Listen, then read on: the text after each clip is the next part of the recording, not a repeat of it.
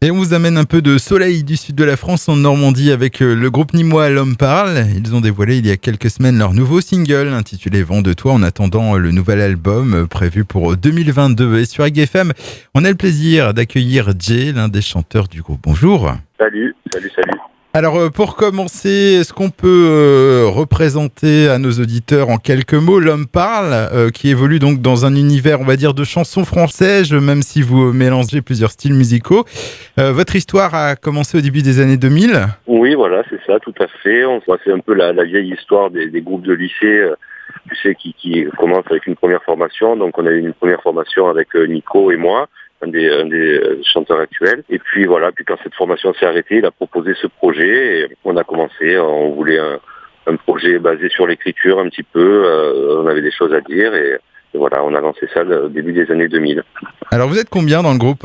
Là, maintenant, la formule actuelle, on va être 7 sur scène. Et plusieurs Ouais, chanteurs voilà. notamment. Hein. Oui, voilà, c'est ça. Et- Il y a deux chanteurs, une chanteuse, et après la formule classique, guitare, basse, batterie, clavier. Alors pour en revenir un petit peu à l'histoire de L'Homme Parle, donc c'est en 2009 que vous percez réellement avec la crise et qui s'accompagne d'un clip qui cartonnera sur le net. Alors qu'est-ce que ce morceau a changé pour vous ? Ben, si tu veux, ça a changé le fait qu'on ait des partenaires qui viennent frapper à notre porte, quoi. En fait, en gros, on finit l'album, on a un peu de temps, machin, puis c'est la crise des subprimes là, aux États-Unis, la crise financière, quoi, le crash boursier de cette année-là, là. Et on se dit, tiens, on va faire un morceau là-dessus parce qu'on a besoin d'un peu de légèreté. Toutes ces histoires, ça nous passe au-dessus. Et du coup, on se dit, on fait ce morceau, pas du tout format radio, un truc de 5 minutes, et où on dit un peu ce qu'on pense, tout ça, avec pas mal d'ironie, quoi. L'idée, c'est de faire un truc un peu ironique. Et voilà. Et on tourne un clip, genre en 2 jours, un truc pareil avec un concept où on chante, il y a les huissiers qui viennent vider la maison au fur et à mesure. Et on met ça sur le net. Alors au début, on est content, genre ça fait 1500 vues par jour, on était super content, machin. Et puis en fait, au bout d'un moment, ça a commencé à prendre, à être relayé, tout ça, sur plein de blogs. Et au final, on s'est retrouvé à être la vidéo la plus regardée, genre pendant 2 mois, toutes catégories confondues. Et voilà, c'est parti de là. Donc là, forcément, tout le monde tape à la porte, les radios, les partenaires, les salles de concert, etc. Donc c'est de là que c'est parti un petit peu notre histoire. Voilà. La vidéo La Crise, qu'on peut retrouver sur YouTube. Alors, issu d'un premier album, 2 autres ont suivi. Le dernier, je crois, est sorti en 2016.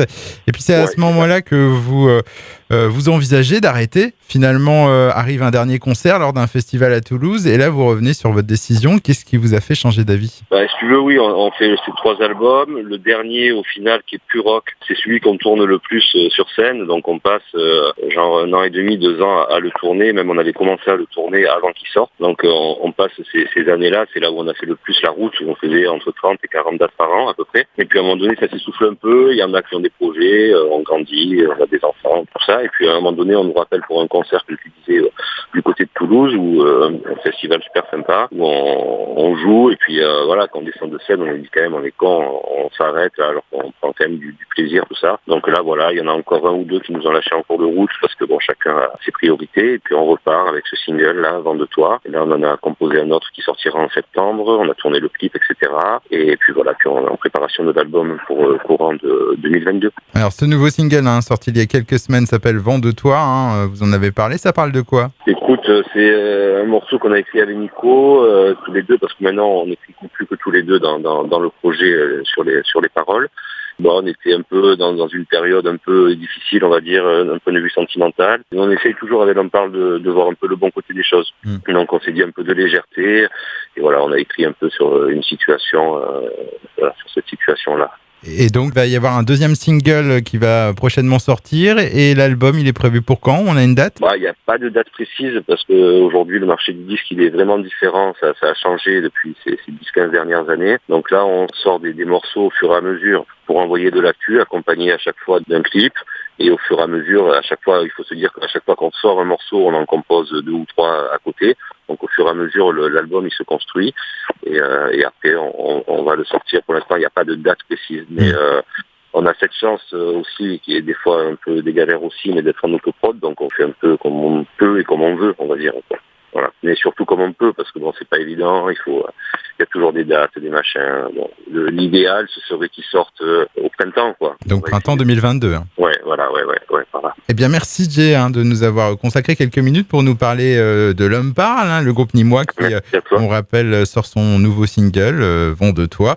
Et le mieux que d'en parler, eh bien, c'est encore de l'écouter. Alors le voici.